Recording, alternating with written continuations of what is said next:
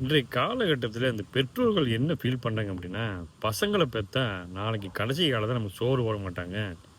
இதே புள்ளை இருந்தாங்கன்னா, கண்டிப்பா நமக்கு ஒரு வாய் சோறாவது கிடைக்கும் அப்படின்னு சொல்லி நெனச்சு ஃபீல் பண்றாங்க. ஒரு ஆண்கள் மேல ஒரு தவறான எண்ண பதிவுகள் இந்த சமூகத்தில இருந்துகிட்டே இருக்குது. நல்ல யோசனை பார்த்தீங்கன்னா, எந்த ஆணுமே பெத்த தாய் தந்தைக்கு சோறு போடக்கூடாதுன்னு நினைக்கவே மாட்டான். பெத்த தாய் தந்தை இல்ல மாமனார், மாமி யாருக்குமே அப்படி ஒரு எண்ணம், தீங்கான எண்ணம் வரவே வராது. எங்க என்ன ஸ்டார்ட் ஆகுதுன்னா, அங்க மனைவிங்கிற ஒரு பெண்ணு மூலியமா தான். இதே ஒரு பெண்ணு சோறு போடுறாங்க அப்படின்னா, அந்த கணவர் அனுமதிக்கல அப்படின்னா, எங்க இருந்து சோறு போட முடியும்? கொஞ்சமாவது யோசனை பண்ணி பாருங்க.